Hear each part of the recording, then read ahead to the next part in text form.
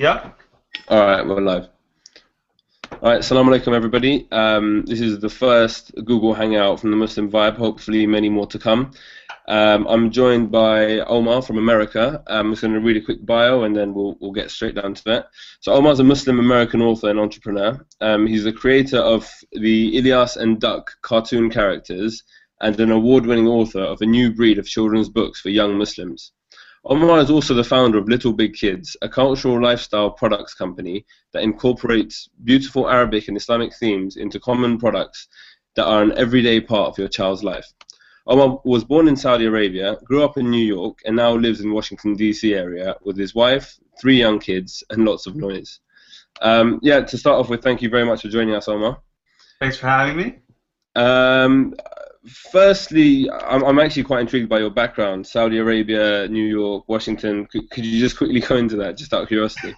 Well, I didn't really have a choice where I was born. So I was born in Saudi Arabia. My parents worked there. My dad worked there at the time. And around, when I was like about 10 years old, we moved to New York, mainly to, our parents wanted us to get a better education. So I'm one of 5 kids. I'm smack in the middle. So I'm really literally the black sheep of the family. I'm the rebel. In the middle, I have siblings on both sides, and so in New York, it was an interesting life. Lived there, most of my life. And then when I got married, we decided to. Actually, when I got married and then started having kids, we decided to leave New York and come down to what I think is the best part of the country, this DC metro area.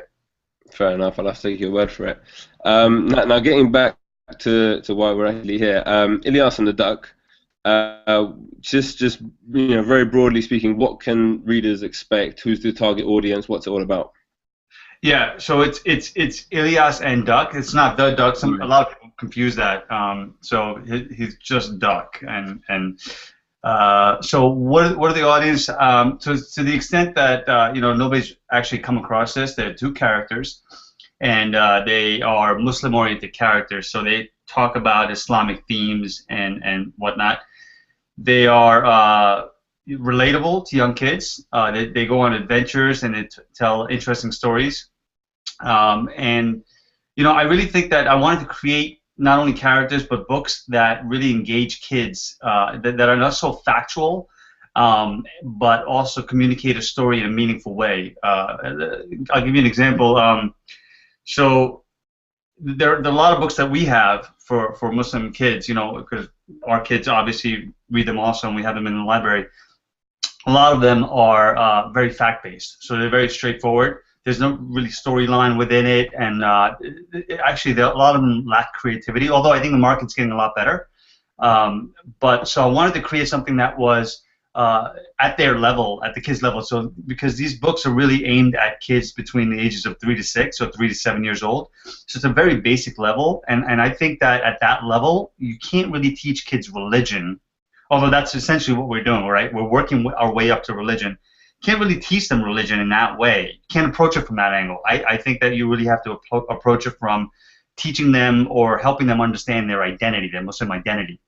And if you can do that at a very basic level, I think they'll get it, and then they'll build upon that as they get older. So that's really the philosophy behind these books: is less preachiness, more identity.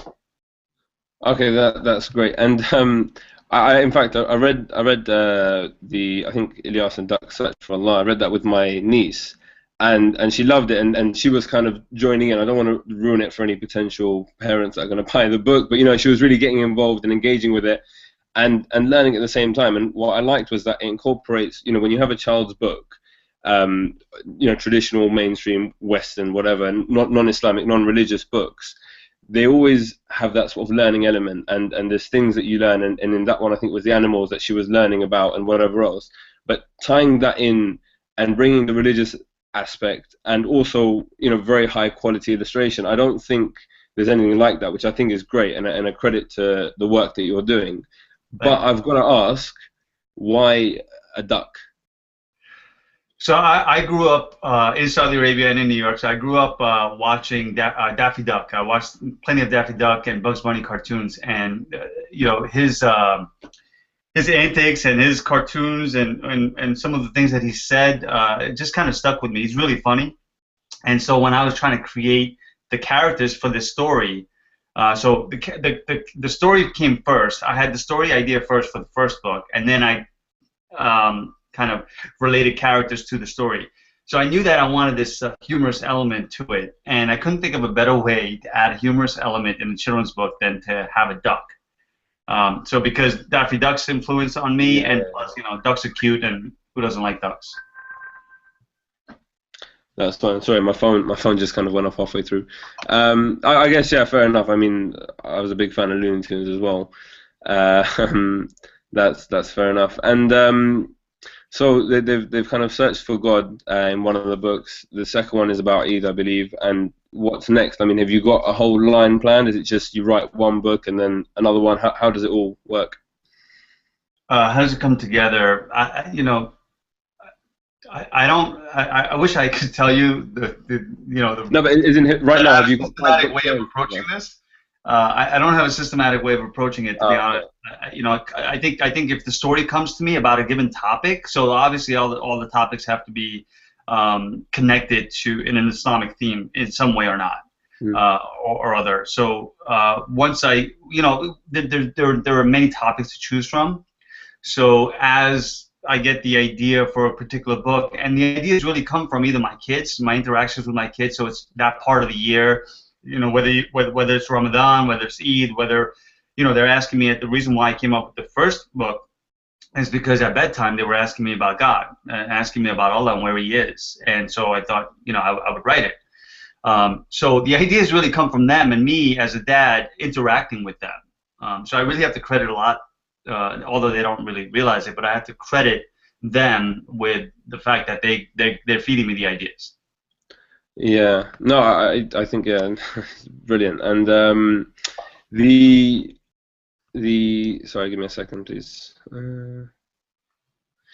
Yeah, just generally, I mean, I've previously worked in publishing. I was working for HarperCollins before my current job, and I noticed that there's a big sort of vacuum when it comes, at least in the UK, to Islamic kids books. There are books out there, there are bookshops out there, but the quality just doesn't seem to be there. And I think your books, along with The Story of the Elephant, which are also available on the Muslim Vibe store, little plug there. But aside from those books, there's very little coming out at the moment that is high quality. And I just wanted to know what you thought of generally the Islamic kids book industry, because I know a little bit. I've looked around, but you're obviously you would know a lot more. What's the state of the book industry? Are we going the right direction? What do we need more of? I think we're definitely going in the right direction. If you look a couple of years ago, you wouldn't have even seen obviously my books or the Story of the Elephant, or even books from Hannah Khan or Alexis York Lombard. And there are numerous authors out there now that are doing quality work, like for people like you, parents. Like, I don't know if you have kids, but one day you're young, you're married, you're gonna have kids, and you're gonna look for books like this. You're not gonna settle for anything less than that. And because of that demand, and people like you, if you're so creatively inclined, you're going to put that effort into creating things that are good for yourself, that you feel like you need, and then obviously the market's going to pick it up as well.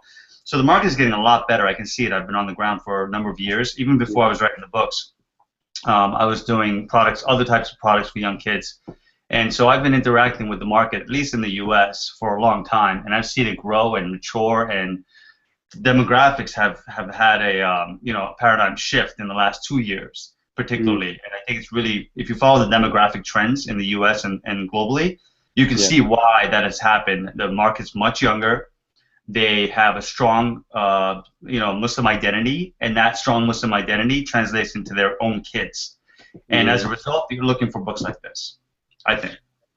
Yeah, no, and I think obviously that also shows in the fact that Ilyas and Duck Search for Allah won, I think it was silver in the 2014 Moonbeam Children's Book Awards. And that's, I mean, I'm not too sure about the award, but is that a major award in the US? Yeah, it's one of the bigger ones. I mean, it's been around for a couple of years. It's a national award, so that's a big thing. Yeah, there are many awards. I think maybe in London too, or the UK. There's many regional awards. I mean, the US is much bigger, so I don't know if it really applies. But because the US is so big, it has awards like per state or per region, and then there's awards that are set up to be more nationally. And this is one of the more national awards, and it's really set up for everybody, small publishers as well as the large ones. And to compete at that level and to win the award that the book did, I think it's pretty amazing, especially if you think about the fact that it's got Allah, the word Allah in the title. Yeah. And in today's times, I think that's pretty big achievement. So I'm really proud of Ilyas and Duck, actually.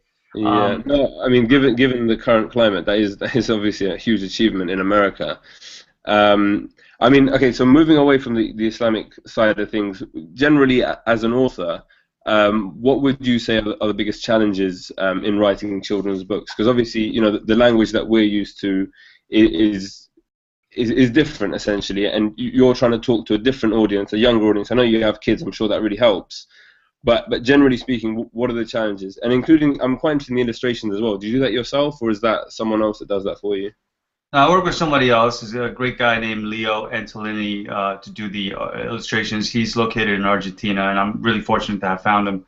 But I've been asked this question quite a bit, like what are the biggest challenges? Honestly, I have a lot of people that come to me and say, hey, I want to write a book, or I aspire to write a book. I don't know what to do, or I've written something and I don't know what to do after that. So there are different stages that people are trying to write their own books. And so what I tell them is, based on my own experiences, is that the biggest hurdle is actually writing the story. Because once you have that, everything else is just a matter of executing it, right? I mean, how difficult is it to go online nowadays and find all the other pieces that you need in order to get a story from a written format into a physical book? I mean, it's not that difficult. And I keep telling to people is that, just get the story done. That's the hardest part. And within that, the story writing aspect of it, when you're writing children's books, I think writing children's books very difficult, is that there's you have to use few words, and you don't have that many pages to tell your story. So you have to actually, like a typical story, you have to start the story, you have to have a climax, and then you have to have an ending.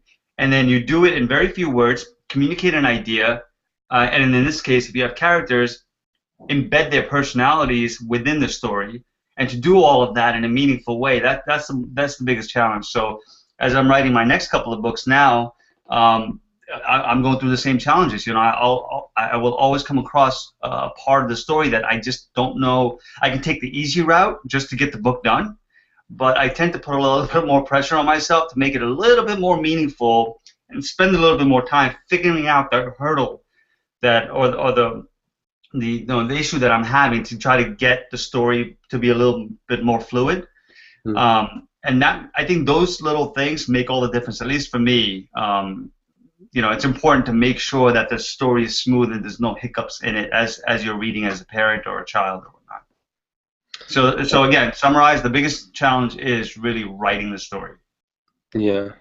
No, that's great. It's been a brief chat, but a very insightful one. Thank you very much for your time. Both your current books are available from the Muslim Vibe store, and hopefully the future ones, when they're ready, you'll let us know and we can put them straight in.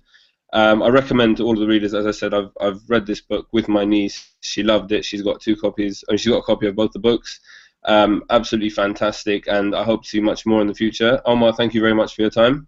Thank you so much. Really appreciate it. And inshallah, we'll speak again soon. Inshallah.